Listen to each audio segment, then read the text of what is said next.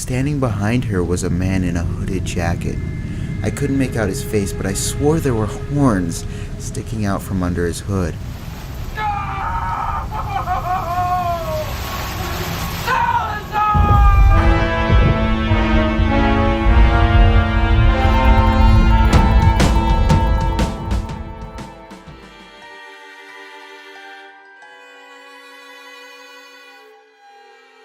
My name's Amilllioaa.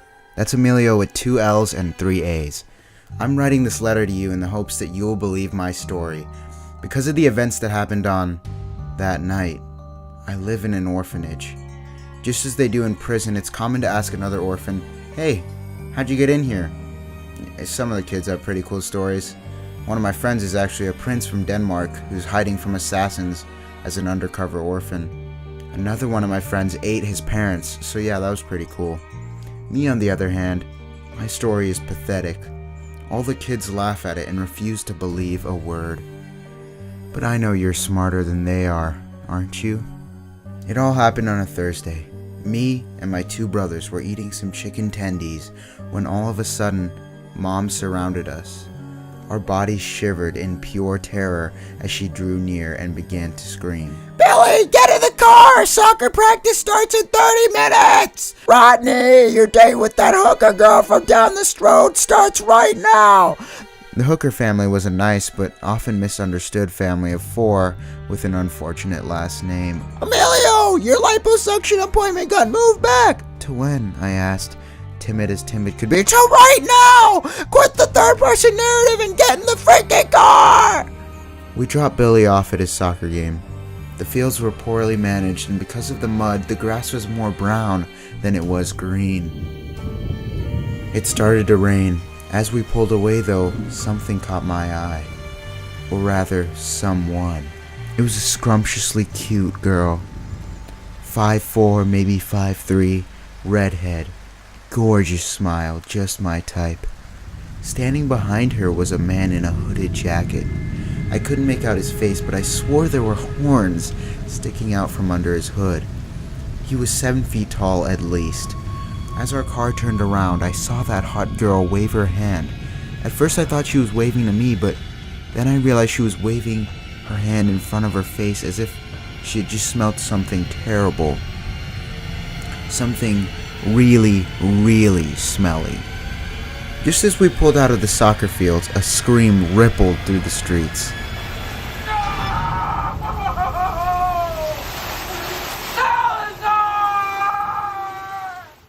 "Wow, must be a pretty intense game of soccer," said Mom. My morbidly obese stomach churned. We rushed to my liposuction appointment, chucking Rodney out the window as we drove by the hooker's house. "Thanks, Mom!" My mom has a good arm, and I'm pretty sure that was the first death of the day. As we pulled into the liposuction factory, something didn't feel quite right. It wasn't the fact that there was a McDonald's right next to the liposuction factory. No, it was something far worse, far more sinister and much smellier. The air reeked of a dung-like smell, and the once blue sky was now a terrible brown color. "Pollution, am I right?" said Mom. "Either that or it's the Bonnacon," said my dad, who had suddenly appeared in the car with us. "What's that?" I asked, like an idiot. "Oh, it's just a story my father would tell me every night for 34 years. The legend of the Bonnacon stretches back to the Mesopotamian period, but we probably don't have time for all that. Let me give you the quickie version, son. The Bonnacon resembles a bison. It's got 2 massive horns protruding from its head, but what you really gotta watch out for is the back, or its behind, rather. Due to its terrible diet," my father explained, "it sprays dung at people. Not just any dung, acidic dung. One touch and your skin just melts right off." "Like cheese on a cheeseburger, Poppy?" I asked. "Yes, exactly like that. But it's been dead for centuries, son, so you needn't fear. The only reason it would come back is if pollution went off the charts. But But there'd be warning signs. The fields, they'd turn brown. The sky would too. There'd be an increase of fast food joints and liposuctions. It's a good thing we haven't been seeing any of those lately. Yeah. I nervously giggled. The check-in for the liposuction was a blur. All that I remember was sitting down on the liposuction chair, and the doctor came in with the anesthesia. He grunted and placed the mask onto my swollen face. The nurse instructed me to breathe deeply. In and out. In and out.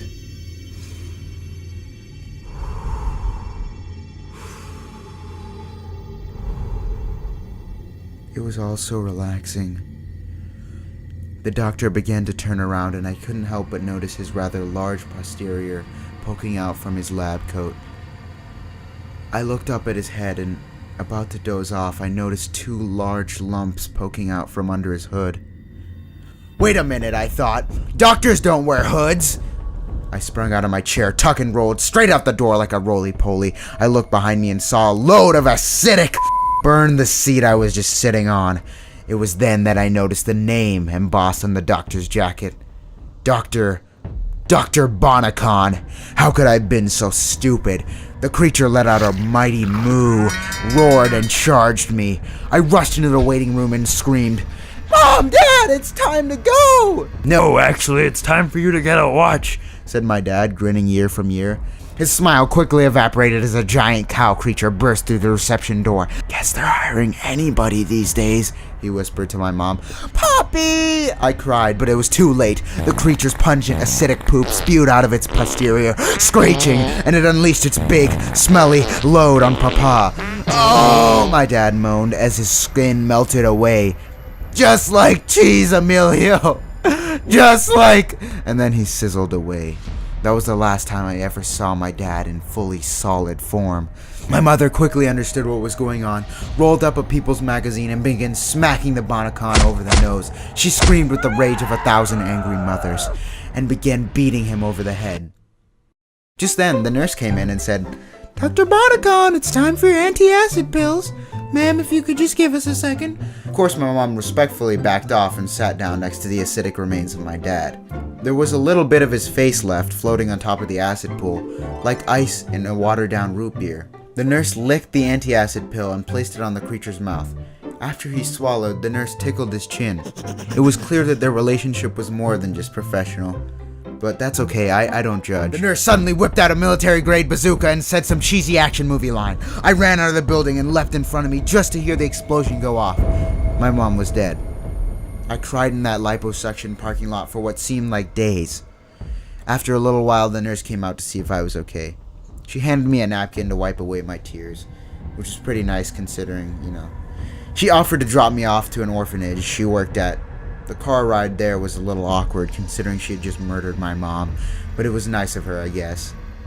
The really sad part about this story is that I never got my liposuction, so now I'm the crazy and fat kid at the orphanage.